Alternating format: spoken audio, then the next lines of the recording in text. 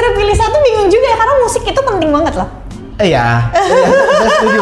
Menarik ya, dari nanyain trigger awal kenapa aku akhirnya bisa menjadi konten kreator dan bekerja di media. Nah, di mobil aku ingat banget dulu waktu kita memutuskan untuk mau menikah. Jujur aja aku langsung tembak dia loh. Kayak, ini kita pacaran udah 3,5 tahun, terus kita mau ngapain? Kalau kamu nggak mau nikah, ya udah aku better cari yang lain. Sebenarnya bukan hanya di US, aku bahkan beli saham di indeks Kanada. Orang tua misalnya perlu ambil gitu ya. Karena kan kalau kita ngomongin komunitas, orangnya macam-macam. Ada yang pengennya trading cepat, ada yang pengennya dividen investing, ada yang mau tadi momentum kayak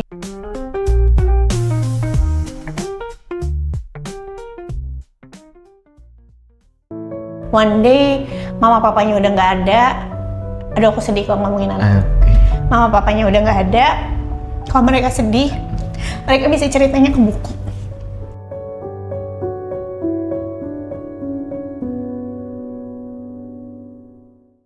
Kak Olive, anak bukan dana pensiun. Buat saya pribadi itu salah satu hook yang paling dalam, yang menjelaskan dan mewakili mungkin ya banyak teman-teman yang ada di posisi sandwich. Dan hook itu saya dengernya itu dari videonya Kak Olive. Boleh ceritain gak sih Kak? Dari entertainment, terus news anchor di CNBC ya. Sampai sekarang akhirnya jadi wirausaha, entrepreneur. Apa Kak yang jadi motivasinya nih? Kok bisa pindahnya dari entertainment, FTV kalau nggak salah ya Kak ya? Iya benar. Yang membuat Kak Olive bergerak ke situ tuh apa sih Kak? Jadi sebenarnya dulu itu kan waktu kelas 2 SMA, ini juga udah sering aku ceritain, aku tuh pernah berhenti sekolah. Karena terbentur biaya. Zaman dulu kan sekolah negeri itu belum gratis, masih bayar kan. Jadi mamaku tuh melahirkan aku usia 45 tahun. Jadi sudah tua. Jadi ketika aku usia remaja itu sudah tua kan umurnya. Ya, jadi udah tidak bekerja di kantoran. Dulu mamaku bikin baju, jahit baju gitu buat penari. At some point karena mamaku single parent, pokoknya waktu itu kehabisan nafas secara finansial, gitu. Jadi kan kita tinggalnya dari kontrakan ke kontrakan. Kontrakannya petakan loh, bukan rumah kontrakan yang gede gitu, yang kayak dari gang to gang gitu. Jadi karena udah nggak ada tabungan lagi dan lain-lain, mamaku bilang kita harus pindah ke Bogor. Di rumahnya om aku. Jadi kita bisa tinggalnya gratis di situ. Gitu. Itu sampai selesai mamaku meninggal pun masih tinggal di situ gitu. Nah, ketika kita pindah ke Bogor itu dihadapkanlah pada situasi jadi kayak gimana nih? Lanjut sekolah atau bantuin mama gitu kan? Cari uang gitu kan. Walaupun mama ada jahitan tapi kan nggak rutin gitu kan. Akhirnya aku memutuskan untuk aku balik lagi ke Jakarta. Dulu kan aku waktu kecil sampai kelas 2 SMA itu tinggalnya di Jati Bening. Bekasi. Di area Bekasi lah, tidak selalu di Jati Bening. Awalnya memang pindah-pindah, tapi besarnya tuh di daerah Bekasi, gitu kan. Nah, karena pindah ke Bogor, akhirnya mamaku tuh punya teman, tinggalnya di Cempaka Putih, rumahnya tuh kosong. Karena temannya mamaku ini suaminya orang Jepang, jadi dia ikut ke Jepang sama suaminya gitu. Aku dititipin di situ, and then di situ aku mulai berkarir lagi, foto, syuting FTV. Jadi aku sebenarnya syuting FTV udah dari kecil. Bukan FTV, zaman dulu tuh acara weekly. Acara weekly dari stasiun TV ya? Iya, dulu banget waktu aku kayak kelas 1 SD di TPI gitu. Jadi zaman dulu kan strippingnya bukan stripping harian, masih acara weekly gitu. Jadi dulu seminggu aku bisa syuting tuh 3-4 hari di lokasi syuting kayak gitu. Tapi dulu sekolahku kan negeri, waktu SD kasih aku kebebasan gitu. Jadi dari kecil tuh aku sebenarnya udah bantu ekonomi keluarga kayak gitu.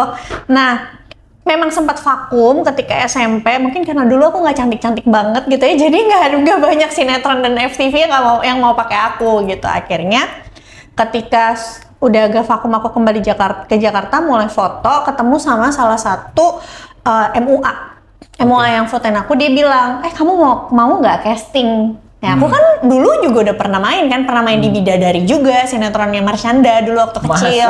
Iya, jadi temennya iya. Terus jadi aku pikir ya aku mau. Akhirnya dikenalin sama casting director salah satu PH Multivision waktu itu. Dari situ mulai lagi akhirnya dapet job dari PH-PH lain.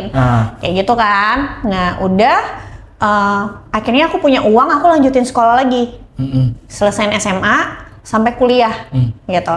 Udah selesai baru akhirnya aku menikah. Nah pas hamil anak kedua tahun 2018 itu aku bukan galau, melo. Hamilnya kan bawaan bayi ya, melo. Aku tuh kepikiran masa remajaku itu loh, kayak harus tinggal sendirian di Jakarta, berhenti sekolah. Itu kan rasanya kalau diingat lagi itu sangat membekas di aku dan jadi trauma sih sebenarnya buat aku. Jadi trauma tersendiri gitu. Trauma yang dalam artian aku tuh nggak mau anak-anakku ada di posisi itu. Bukan aku tidak bersyukur aku pernah ada di posisi itu, karena aku pernah ada di posisi itu, jadilah Olivia Louis yang sekarang gitu kan. Yang suamiku juga bilang kalau aku nggak ada di posisi itu belum tentu aku sekuat sekarang gitu. Tapi tetap aku nggak mau itu terjadi sama anak-anakku, karena aku tahu susahnya waktu jalanin itu kayak gitu kan. Nah, yang aku mikir waktu itu kan aku masih ibu rumah tangga kan. Suamiku kerja di multinational company. Oke, gaji nggak kenapa-napa, posisinya oke, tapi kita nggak pernah tahu kalau kita habisin semua duit ini sekarang gitu, misalnya untuk gaya hidup. Kira-kira kalau suamiku meninggal, anak-anak nanti kuliahnya gimana? Itu triggernya. Proses maturity-nya tuh dari situ ya kayak. Cuman kalau misalnya ngelihat cerita atau background-nya Kak Olive pernah seperti itu, saya nggak mengira loh Kak Olive bisa uang lesnya aja 12 juta uang les anak. Kalau sempat ngepost uang les di Jakarta. Itu saya coba hitung.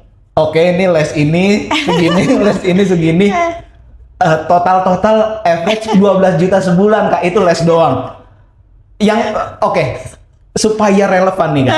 Supaya relevan ke banyak orang. Kalau dari les-les yang Kak Olive berikan ke anak-anaknya Kak Olive, 2 anaknya Kak Olive itu, yang mana yang istilahnya return on investment itu paling bagus Kak? Just in case kita cuman bisa pilih satu. Oke.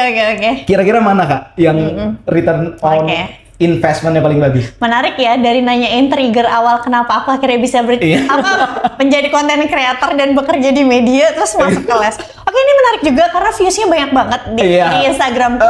Likes-nya kayaknya 23.000 orang. Karena banyak yang relate. Iya.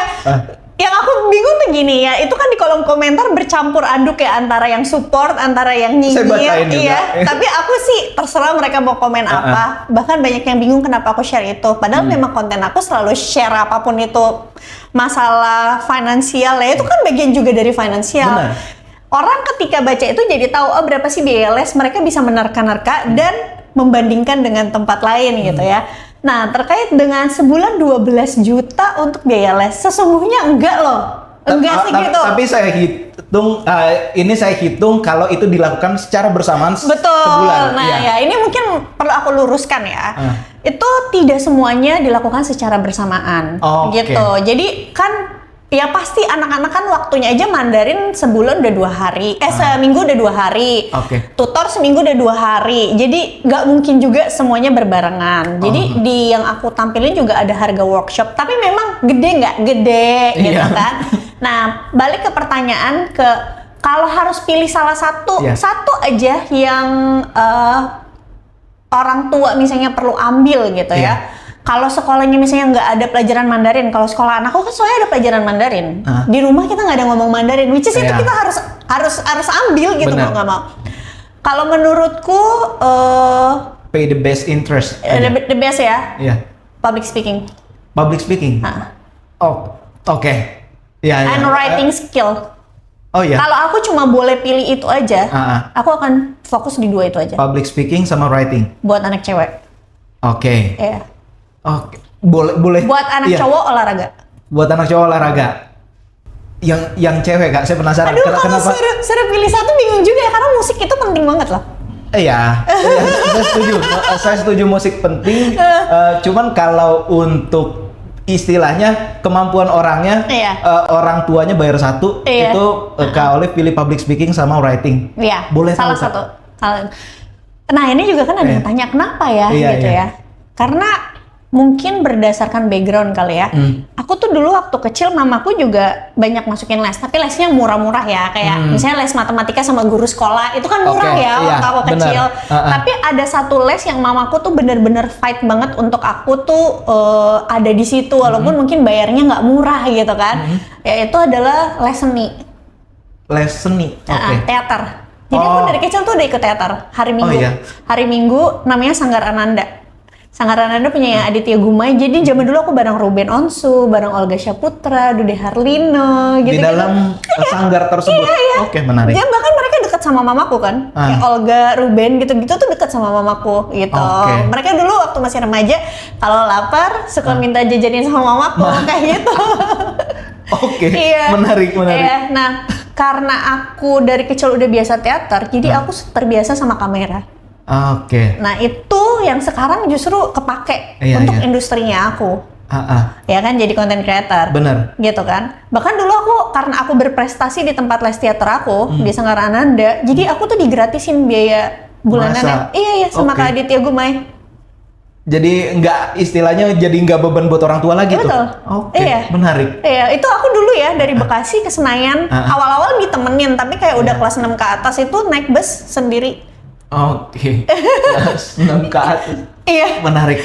Iya, kayak gitu. Nah, public speaking tuh menurut aku tuh soft skill yang sangat bagus ya dipelajarin. Jadi buat aku anak tuh nggak cuma harus, maksudnya pinter akademik aja tuh menurut aku bagus. Tapi ketika mereka tidak bisa menyampaikannya ke banyak orang, menurutku buat apa? Itu pandangan aku bisa berbeda sama pandangan orang gitu. Jadi kalau aku pengen anak-anakku kalau mereka punya kepintaran dari sisi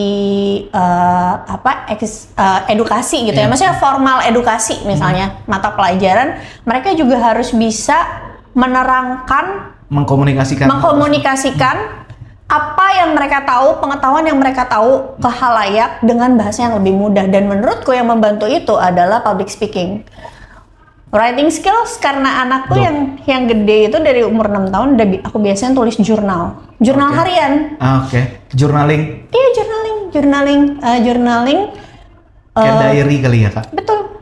Kenapa? Karena sebenarnya supaya dia kalau nanti sedih saat dia dewasa atau apapun itu, dia bisa cerita di bukunya. Mengurangi resiko dia beralih ke hal-hal yang negatif untuk cari pelarian. Karena kan aku udah pernah ngelewatin masa itu ya waktu remaja. Kayak karena aku sendiri dan aku dulu maksudnya pernah ngerasa sesusah itu, jadinya aku larinya ke hal yang kurang baik gitu. And then aku nggak mau anakku kayak gitu. Jadi kalau one day mama papanya udah nggak ada, aduh aku sedih kalau ngomongin anak. Mama papanya udah nggak ada, kalau mereka sedih, mereka bisa ceritanya ke buku. Jadi istilahnya menjelaskan isi hatinya itu melalui tulisan. Iya, dan kalau writing skills itu kan sekaligus menunjang aja ya. Jadinya ya dia nulis bisa lebih struktur. Kedepannya kita nggak pernah tahu, siapa tahu dia aja mau bikin tesis atau mau bikin buku apapun itu. Saya cukup yakin Kak Olive apa yang Kak Olive perjuangkan buat anak ya, buat saya pribadi Kak. Mungkin Kak Olive juga setuju, satu-satunya investasi yang saya bisa all in itu adalah ke anak. Ya, betul. Saya nggak nemu nih investasi di yang lain-lain lagi kecuali investasi ke anak untuk all in. Iya, betul. Gitu. Karena bukan supaya nanti kalau mereka sukses balik ke kita gitu enggak. No. Tapi buat bekal mereka sendiri sih. Kalau mereka punya skill sesuatu, aku yakin mereka bisa bertahan ya di kondisi dunia yang seperti apapun kayak gitu. Thank you banget Kak Olive, bagus banget jawabannya Kak Olive. Saya tahu Kak Olive karena banyak konten tentang investasi yang Kak Olive dan Kak Olive juga ada movement memutus rantai ya itu dari istilahnya dari katanya aja itu sudah jelas tujuannya untuk apa. Istilahnya sandwich and with us, seperti itu. Saya ada satu riset Kak Olive, Fidelity Investment. Itu meriset nasabah mereka selama 10 tahun terakhir. Dua hal poinnya yang mereka dapat dari riset tersebut. Yang pertama adalah perempuan itu punya saving rate lebih tinggi dari laki-laki. Itu yang pertama. Yang kedua, perempuan punya return yang lebih tinggi dari investor laki-laki. Tapi kenapa nih kalau buat saya pribadi, yang saya tangkep topik tentang investasi itu itu male dominated. Saya bukan bermaksud seksis di sini atau kayak gitu, cuman ini male dominated nih. Dari insight saya menemukannya seperti itu memang. Kalau menurut Kak Olive, apa nih resistennya nih, kenapa perempuan gak banyak? Padahal kalau perempuan into ke investasi, dari Fidelity sendiri nih, dari research mereka, itu bisa jauh lebih baik daripada laki-laki loh. Ketimbang, istilahnya ketimbang laki-laki. Jadi apa nih Kak, kok bisa resisten nih, perempuan kayaknya nggak terlalu banyak into ke investasi? Kalau menurutku sih karena mungkin perkembangan zamannya belum ya. Tapi kan sekarang udah mulai rame kan. Yes. Salah satunya karena Kak Olive. Iya.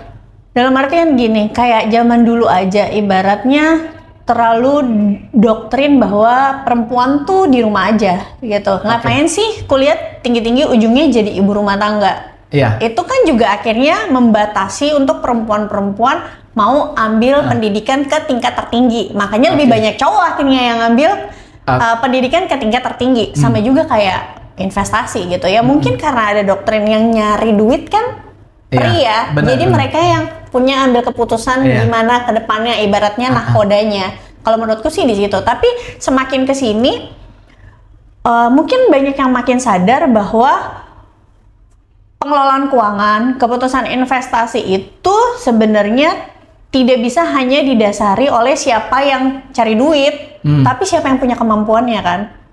Itu mungkin statement yang nggak common tuh Kak. Maksudnya itu melihat dari kemampuannya, karena saya jujur aja Kak, ada satu interview waktu saya nonton itu juga, ini jabatannya cukup tinggi, cuman saya nggak mention perusahaannya ya Kak ya. Cewek atau cowok nih? Cewek. Perempuan ini jabatannya cukup tinggi, cuman ada satu statement beliau, posisinya cukup tinggi sehingga suaminya itu jaga anak aja di rumah. Ini saya kurang common Kak Olive dengan posisi seperti itu. Kalau menurut Kak Olive, kalau dari perempuan sebagai breadwinner di keluarga, atau perempuan punya istri lah, secara spesifik punya income lebih tinggi dari suami, itu gimana tanggapan Kak Olive? Kalau aku sebenarnya, buat aku sebenarnya itu nggak common, jujur aja ya. Iya.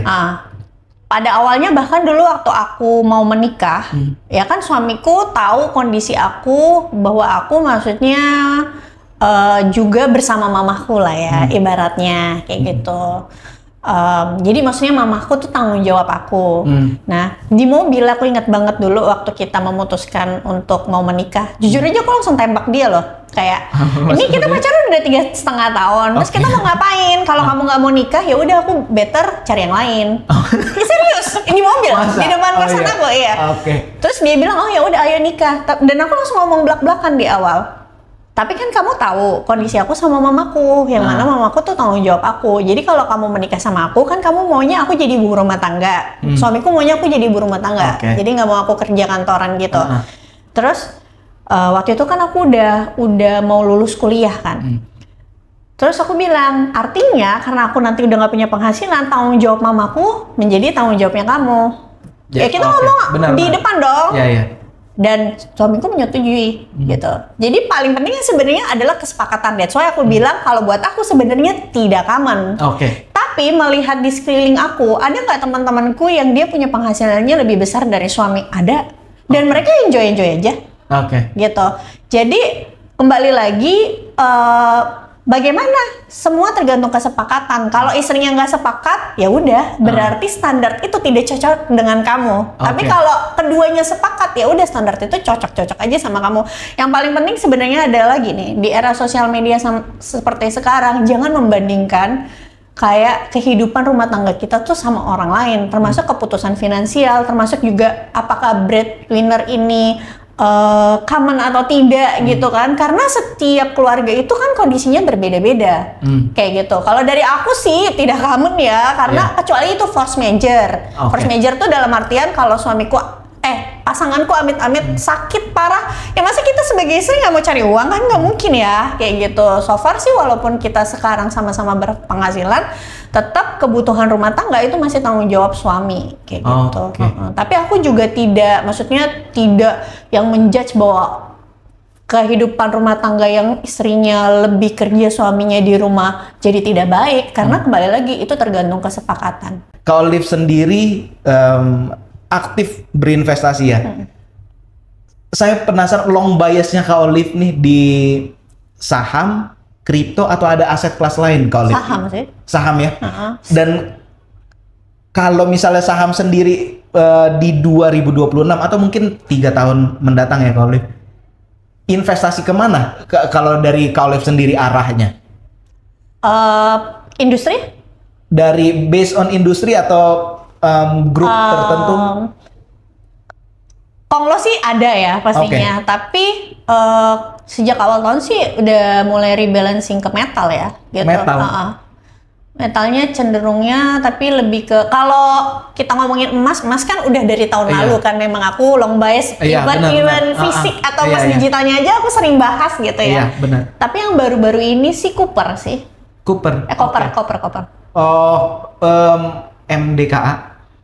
Yang MDKA, Aman ya, antara dua itu, atau misalnya yang bauxite-nya. Kita ngomongin industrinya. Atau bahkan bukan, kalau aku di grup bukan hanya maksudnya kasih tahu bahwa kesempatan untuk copper ini hanya ada di saham Indonesia, tapi juga ada di ETF luar.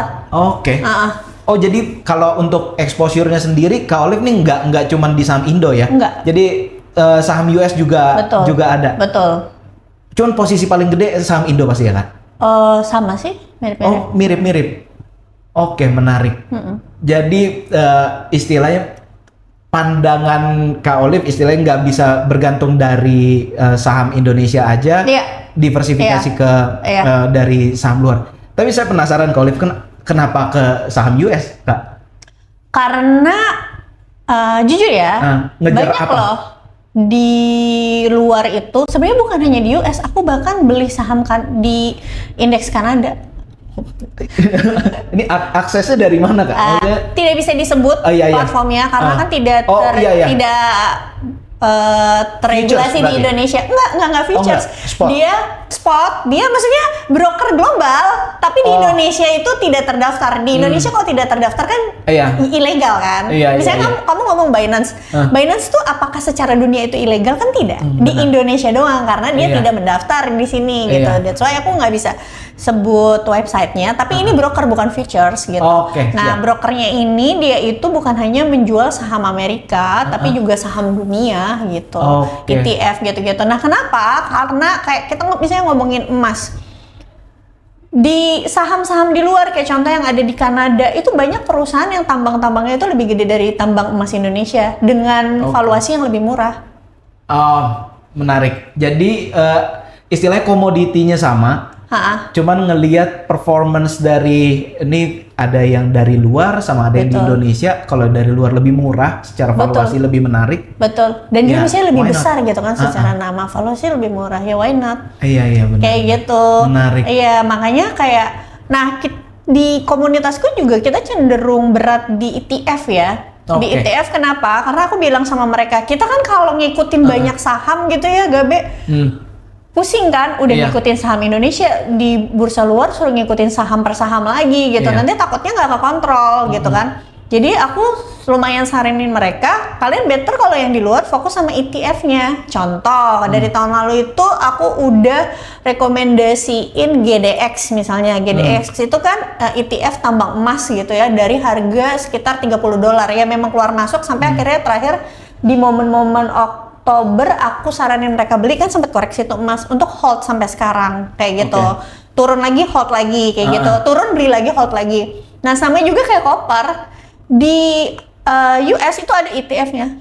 ETF tambang copper. Jadi aku bilang ke mereka, daripada kalian pusing stock picking nyariin tambang copper, yang dimana kalau di Indonesia sendiri kita tahu MDK kan belum keluar coppernya. Benar. Aman secara valuasi sebenarnya premium. Di luar itu banyak loh tambang koper yang harganya sebenarnya masih murah, tapi kan kita punya keterbatasan untuk cari datanya di mana ya. Kalau saham Indonesia kan buka IDX, gitu. Lu beli ETF-nya aja, tambang koper kayak gitu. Istilahnya itu kayak pendirinya Vanguard, ketimbang kita nyari jarum di tumpukan jerami, kenapa nggak beli jeraminya aja? Betul. Nah, kan siapa tahu berdoa tiba-tiba nanti perusahaan tambang koper kita bisa masuk indeksnya mereka. Kayak contoh Archie kemarin kan masuk GDX gitu. Ya kita nggak pernah tahu.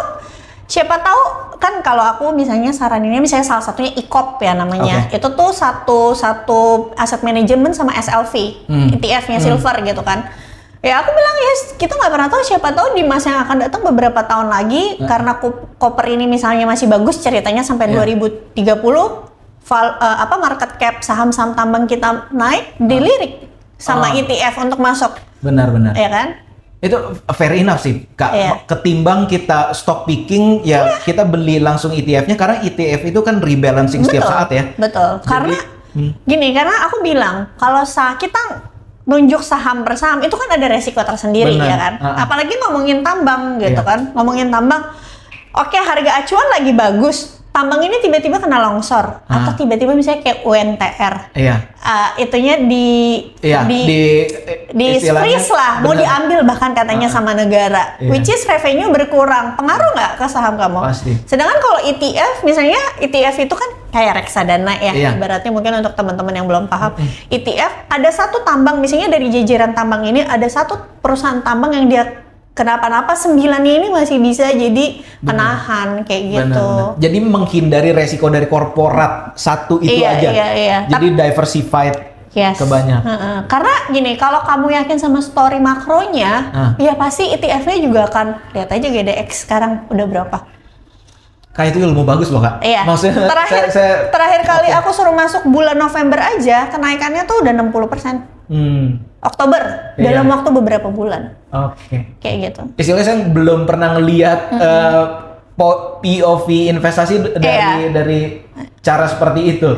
Dan kayak gitu jadinya lebih enak di hold selama catatan kamu yang meyakini bahwa komoditas ini masih akan diapresiasi sampai 2030. Jangan 2030 deh, kita ngomong 1-2 tahun ke depan aja. Kayak gitu. Menarik. Nih contoh lagi ya, Gabe, ada ETF Gabe tahu nggak di Amerika ada ETF saham-saham semikonduktor? Enggak, gimana tuh, Kak? Tahu kan saham-saham semikonduktor, Nvidia, itu ada ETF-nya, namanya SMH. SMH. Kalau kamu lihat dari terakhir bulan Oktober kan market US ada sempat koreksi tuh. Oktober atau November aku lupa. Nvidia harganya cenderung nggak kemana-mana sampai saat ini ya, dari sejak koreksi tersebut. Terus beberapa saham di chip itu ada yang nggak kemana-mana lah. AMD oke lah naik, tapi sekarang arahnya mau turun. Tapi SMH-nya, ETF-nya bisa all time high. Karena ada yang lain. Iya, karena rebalancing itu. Terdiversifikasi. Daripada kamu pusing-pusing pilih satu sahamnya. Benar. Kak, itu strategi yang saya pengen lakukan, istilahnya mau bet ke ISG aja. Cuman kan dari segi istilahnya dari segi produknya nggak ada yang mewakili itu kan. Istilahnya kalau orang mau ke ISG larinya ke IDX 30 atau LQ45 dan itu nggak akan kemana-mana. Indonesia itu sebenarnya punya ETF, tapi nggak liquid, jadi nggak kemana-mana juga. Itu ngerinya kan, kalau misalnya dipikir penggeraknya ISG itu ada di LQ45 sama IDX 30, kontras banget. Kak Olive, saya penasaran, kan Kak Olive di Instagram juga sempat ada bikin nabung saham dari modal yang baru 100 juta ya? Iya, bukan nabung saham, kelola porto. Itu kelola porto, sorry. Jadi kelola porto modal awalnya 100 juta. Itu ini untuk dapat gambaran aja nih Kak, risk profile-nya seperti apa? All in ke satu saham atau diversified? Diversified, 4-5 saham. 4-5 Sekarang saham. sih kayaknya sisa 5 saham ya. Tapi lumayan kemarin karena market kita turun ya kan. Ini kan kita syuting tanggal 3 Februari ya. Benar. Jadi kita sudah melewati morning call yang kemarin hold itu. Ada beberapa saham yang rebalancing sih, masih bongkar pasang ya, sambil ngeliat juga karena kan kembali lagi kita ngomongin kayak tadi misalnya secara makro metal masih bagus gitu ya, walaupun kemarin harga acuan turun, tapi itu kan jangka pendek karena efek dari paper price dari silver dan emas aja. Tapi di dalam negerinya sendiri itu resikonya kan ada yang lain-lain gitu. Benar. Kayak misalnya sekarang asingnya ini kayak beberapa fund besar mereka lakukan downgrade gitu kan, which is mereka keluar. Berarti kan kita harus lihat-lihat lagi nih saham-saham yang banyak asingnya apa. Karena kan bisa jadi nanti mereka jualan pas lagi harga naik. Jadi benar-benar masih rebalancing porto. Tapi so far enggak all in di satu saham. Oke, jadi tetap diversified ya Kak. Tapi Kak ngomong soal banyak di downgrade, ya ini based on data aja ya. Banyak inflow loh Kak. Iya, kemarin aja kan justru net buy kan. Net buy, sekitar mungkin don't quote me on this ya, 500M. Iya, 500M, betul. Kayak gitu. Jadi, kok gede juga. BCA diborong lagi. Buyback nggak sih? Karena buyback. Ini yang borong asing kan? Iya, jadi, tapi karena buyback nggak sih? Mungkin. I mean kayak gini, kita belum tahu kayak mereka yang masuk ini juga kan asing bisa juga trading kan? Iya, iya benar bisa aktif fund, nggak yang pasif aja. Iya. Jadi kayak ibaratnya mereka gerak duluan sebelum BCA-nya buyback. Di buyback. Kalau ngomongin posisinya Kak Olive, saya pikir ini banyak mewakili risk profile. Jadi profil resikonya ini mirip dengan banyak ibu di Jakarta. Kalau Kak Olive sendiri, dari portofolionya Kak Olive sendiri itu ngejar capital gain-nya atau dividennya Kak? Capital gain. Karena ini mungkin perlu aku jelaskan lagi ya. Kenapa aku tidak mengejar dividen di pasar saham Indonesia? Karena aku tuh ada invest di private company yang mana itu udah dapat dividen. Oke. Iya, dividennya tuh misalnya bisa setara di atas 10. Di atas setara saham batu bara tahun 2021, 2022 kayak gitu ya sekarang ya. Ya 30% nggak sampai sih, tapi ya oke lah gitu. That's why aku di pasar saham udah nggak ngejar lagi capital gain. Tapi bukan berarti tidak membeli saham yang berdividen. Dalam artian lebih untuk buat trading. Kan biasa kita gitu kan. Nih mumpung makanya tadi aku ada bilang aku ada rebalancing. Termasuk porto kan ada 2 porto tuh yang porto 2026 porto trading sama porto hold santainya itu aku rebalancing untuk tetap ada saham-saham yang bagi dividen gede, bukan untuk dapetin dividen loh tapi kan sekarang harganya lagi pada turun which is yieldnya gede, beli nanti jual sebelum ex-date kayak gitu. Jual sebelum. Jadi yang diambil pun capital gain ya. Tetap capital gain ya, bukan jadi bukan dividennya. Kayak hold sampai dia dapat dividen, bukan. Menarik. Soalnya kayak gini Kak, mungkin saya sedikit cerita, saya ada ini di posisi sekarang, per sekarang tanggal 3 Februari, portofolio istri saya lebih hijau daripada saya. Karena itu memang kami belikan satu saham yang yield dividennya itu konsisten tinggi. Perusahaannya Pegas. Bukan. dari Consume MPMX. Iya. Ini bukan aset investasi atau bukan rekomendasi, cuman simply karena yield dividennya itu konsisten besar terus nih setiap tahun. Di posisi sekarang kalau menurut Kak Olive sendiri make sense gak sih kita memposisikan diri tetap ada portofolio yang seperti itu? Iya. Jadi kalau aku, kebetulan aku juga lumayan beberapa kali bahas MX, bukan saran di grup. Karena kan kalau kita ngomongin komunitas, orangnya macam-macam. Ada yang pengennya trading cepat, ada yang pengennya dividen investing, ada yang mau momentum kayak gitu. Nanti dia jual di ex-date. MPMX itu memang kalau udah di bawah 1000 itu udah waktunya beli. Karena dia punya harga sideways dan biasanya kalau udah mau bagi dividen itu ditariknya itu bisa senilai dividennya karena dividen dia kan sekitar 120 yieldnya itu bisa 10-12% kalau kita masuknya di 900 atau 1000 gitu kan kayak gitu. Nah tapi kembali lagi biasanya aku di saham kayak gitu yaitu aku cuma beli pas dia misalnya lagi di area supportnya nanti aku jual sebelum dia exit. Dan beberapa saham banyak yang kayak gitu, bukan cuma MPMX, misalnya LPPF juga. PWR, BJTM, banyak kok saham-saham yang kayak gitu. Tapi kalau di saya pribadi memang portofolionya. Jadi ambil dividen. Ambil dividen. Selama belinya sebenarnya di area support, ketika dia turun lagi kan paling cuma jadi BEP kan, tidak jadi floating loss. Kesalahan banyak retail itu adalah mereka baru belinya deket-deket come date, which is yang dimana itu harganya sudah di atas. Ketika kamu dapat dividen, impas aja jadinya. Turun ya. Jadi little bit tricky, tapi kalau kalian mau pelajarin sebenarnya cari tahu area-area di mana biasanya dia berhenti yang kayak yieldnya bisa 10% itu adalah waktunya kalian ambil. Saya pribadi selama dia di bawah 1.000 hajar. Pokoknya di bawah 1.000 beli terus. Maka lihat aja pergerakan harga MPMX kan sideways gitu jangka panjang. Betul, udah bertahun-tahun juga. Kak Olive, saya penasaran nih dengan kondisi sekarang ya yang Kak Olive lihat. Saya nggak mau melihat dari kebijakannya atau kayak gimana. Free float 15% nih Kak. Yang ini sebenarnya inisiasi dari bursa sendiri untuk istilahnya merayu MSCI lah. Supaya jangan sampai turun lah, jangan sampai frontier. Ini efeknya itu bakal kayak gimana sih Kak?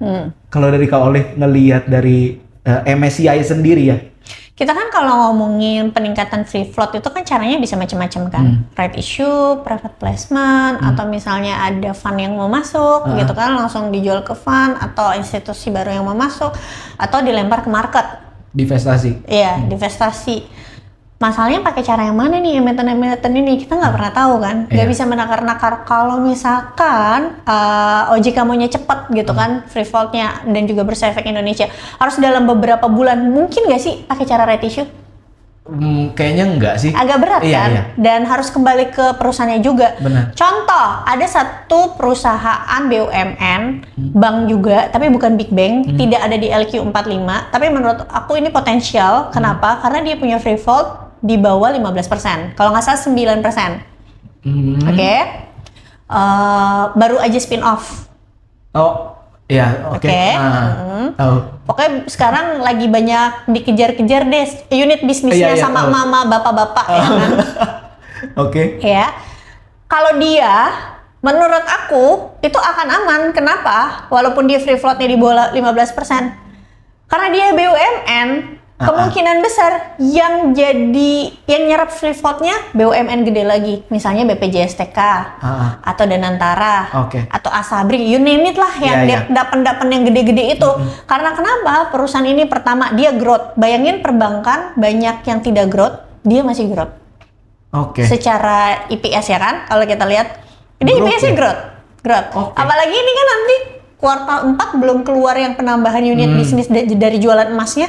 Kan dia sekarang punya kan yang bisa beli emas digital juga atau emas fisik datang ke kantor cabang gitu kan. Gitu. Terus harganya udah di bawah banget. Turunnya kan udah sekitar sempat 37% dari atas gitu ya. Sekarang tuh harganya masih di bawah gitu kan. Which is secara valuasi kalau misalnya dapat BUMN mau masuk itu resikonya sangat rendah dan dia punya bisnis bertumbuh gitu kan. Free floatnya di bawah 15%. Nah itu bisa diserap langsung sama dari BUMN-nya sendiri. Iya, dapat BUMN gitu ya. Ibaratnya urusan free float ini mereka nggak pusing lah. Tapi gimana kalau perusahaan-perusahaan yang misalnya dia udah nggak liquid gitu ya. Katakan aku ada keluar satu saham. Akhirnya aku memutuskan untuk cut loss. Gara-gara kemarin juga turun, gara-gara aku nggak bisa ngukur nih free floatnya dia mau gimana. Sahamnya Cita. Iya tahu. Dia kan di bawah 15% kan, terus dia punya saham nggak liquid pula, ya kan? Nah, aku kepikiran dong, ini dia nanti mau perbesar free floatnya, mau pakai mekanisme apa? Metodenya seperti apa gitu? Iya, kalau dia di market udah nggak liquid, bisa aku nggak bisa ngukur gitu. Kalau dia cuma ke 3.000 sih, ya nggak apa-apa gitu. Walaupun secara bisnis dia nggak kenapa-napa ya, bagus. Dividend yield-nya juga gede gitu. Masa? Di double digit? Enggak, belum, 7%. Tapi kalau dia bisa balik ke harga 2.000 kan bisa double digit kan. Jadi aku pikir, better aku keluar dulu. Lihat gimana dia nyelesain masalah free float-nya dulu, kayak gitu. Nah, jadi untuk beberapa saham itu tidak jadi tantangan. Tapi untuk beberapa saham bisa jadi tantangan. Karena gimana mereka mau ningkatin free float-nya? Kalau mereka jual ke market, berarti kan ada tekanan. Iya. Itu bisa jadi peluang terutama yang standby buyer-nya, istilahnya free float-nya ini datang dari BUMN itu sendiri ya. Ada Itu satu saham POV lagi bagus. sebenarnya. Itu POV. Ada satu lagi loh. Boleh Kak. Yang BUMN. Saya tertarik. Energi terbarukan. Itu di bawah 15%. Itu ada potensi loh. Tapi, yang masuk juga dapat. Buat nyerap free float-nya. Karena udah banyak turun. Oke, dan itu pun sebenarnya kalau kita ngomong kapasitas global, nih saya nggak tahu ya, kita kayaknya ngomongin saham yang sama nih. Itu secara kapasitas global juga dari energi terbarukan kan Kak? Iya, EBT. Itu masuk top 10 kalau nggak salah. Top 10 apa? Geothermal bukan? Iya. Yang geothermal itu kan, dia masuk top 10 kapasitas global capacity terbesar. Jadi itu kan anak usaha kan? Anak usaha, benar anak usaha. Yang induknya belum IPO kan? Iya, benar. Jadi ini sama nih. Itu masuk top 10 secara global capacity, dia masuk top 10 yang terbesar di dunia. Makanya sebenarnya itu yang membuat brand jadinya terkesan sangat mahal karena yang satu ini murah banget. Lagi turun terus kan? Iya. Nah, yang menariknya tuh Gabe. Jadi waktu pas hal kedua kalau nggak salah, tuh kan berita tentang kayak nanti BPJSTK masuk, Asabri masuk gitu-gitu dari Pak Inarno tuh. Aku baca di satu artikel. Jadi Pak Inarno di artikel itu mengutip kata-katanya Pak Inarno gitu. Menurut Pak Inarno OJK ya? Iya, menurut PMK 118 kalau nggak salah. BPJSTK atau Asabri bisa menjadi penyerap free float. Oke. Nah sekarang kan secara logik aja mereka itu kan BUMN ya, pasti kan yang mereka tampung pertama kali adalah yang BUMN juga dong. Iya pasti. Selain BUMN, udah pasti mereka cari yang bisnisnya bagus dong, kayak gitu. Iya sih. Dalam 6 kalau kita lihat dari ISG sampai 6.000 itu banyak investor asing tuh yang gerakin Kak. Saham-saham dari yang istilahnya banyak kepemilikan di asing itu yang menopang ISG. Tapi dari 6.000 sampai 9.000 Kak, ini kebanyakan saham-saham konglomerasi. Iya. Kalau menurut Kak Olive sendiri, saya mau tahu aja nih pandangan Kak Olive, saya mau belajar. Ini tuh evolusi atau tren? Saya takutnya kalau ini istilahnya kalau kita mau all in bukan secara investasi ya, tapi secara pengetahuan kita dalemin nih. Takutnya ya ini cuma tren aja ternyata. Jadi nggak bisa jadi pegangan, begitu trennya ganti udah nggak relevan lagi. Sayangnya di Indonesia seringnya yang terjadi tren aja. Tren aja ya, bukan evolusi ya. Istilahnya ini kalau udah terjadi seperti ini nggak akan mundur lagi ke era yang dulu lagi nih. Perlu waktu ya buat membuktikan karena gini. Kalau sekarang ini kan banyak orang tuh masih menebak-nebak ini tren aja atau beneran bisa jadi evolusi. Yang bikin parah itu kan sebenarnya MSCI itu trigger kan. Yang parah itu adalah likuidasinya, for sale-nya ya kan. Yang dimana for sale ini kan banyaknya juga di saham-saham konglo yang dianggap kemarin itu evolusi. Yang kena for sale itu bukan cuma retail, tapi juga termasuk smart money atau you name it, misalnya market maker-nya, aset manajemennya. Ketika kena for sale, itu kan berarti gasnya habis dulu sementara waktu. Harus ketemu skema baru lagi gimana caranya untuk bisa dapetin gas. Ya, even sekuritas aja mungkin saat ini, katakan aku biasa trading pakai margin, biasanya bisa dapat 100 juta. Tapi sekarang di momen kayak gini paling cuma bisa pakai 50 juta. Karena sekuritas juga pasti kan jaga-jaga kan. Karena ibaratnya lagi volatilitas tinggi dan lagi beresiko. Mana mungkin mereka berani kasih kamu margin 100% seperti biasanya. Kayak gitu. Which is pendanaannya itu juga lagi susah kan. Kayak gitu. Nah, untuk balikin ini kan butuh waktu. Jadi untuk sekarang masih menebak-nebak apakah ini bisa jadi evolusi atau hanya tren sesaat gitu. Kalau menurut Gabi gimana? Kalau misalnya yang terjadi sekarang itu sepertinya memang istilahnya susah lah untuk kita balik lagi serahkan kendali ISG ke investor asing lagi. Sedangkan para pemilik bisnis ini, para konglo ini udah tahu benefit masuk ke bursa saham tuh seperti apa. Udah tahu benefit kalau misalnya mereka bikin seperti perusahaan mereka seperti yang dilakukan di India itu bisa seperti apa, mereka udah tahu nih. Jadi kalau pandangan saya agak sulit saya melihat bahwa udahlah kita balikin lagi ke investor asing yang menopang ISG. saya di market 2017 itu kalau misalnya asing lagi nggak main Kak, istilahnya kalau investor asing lagi nggak trading, sepi Kak. Saya bingung mau ngapain. Saya juga buset, ini cuman gini-gini aja. Jadi kayak market Singapura ya? Iya, bosan banget. Tapi ketika udah masuk ke era ini, oh jadi banyak nih. Maksudnya ketika investor asing lagi diem, ada konglo-konglo lain yang bergerak. Jadi maksudnya cari ke konglo lain yang belum kena wipe out. Iya. yang nggak kena margin. Iya. Karena mereka masih punya dananya. Iya, masih punya. Selama bisnisnya benar, istilahnya ada cash cow-nya. Itu make sense. Bisa hajar kanan terus kan? Istilahnya bisa. Even sebenarnya kalau kita ngomongin konglo-konglo yang kemarin kena wipe out gitu ya, secara margin atau reponya mereka gitu ya, karena for sale, ya mereka udah keluar duit banyak gitu. Mana mungkin mereka kayak biarin gitu aja. Tapi kan takes time kan. Takes time-nya tuh berapa bulan antara kamu bisa sabar atau enggak, atau kamu melakukan rebalancing. Udah gitu aja kan gitu. Tapi ya konglo-konglo lain mungkin yang belum kena wipe out kemarin ya udah keluar aja karena situasi tidak menentu aja gitu kan. Contohnya misalnya aduh, no comment enggak kalau ini. Aku udah kasih pandangan terkait BUMN free float. Ada satu grup yang justru di periode yang grup lain ini kena hantam, saham-saham mereka justru diborong asing. Itu pertimbangan menarik lah. Contoh di, aduh Kak, nggak enak. Nggak usah kasih clue aja, clue.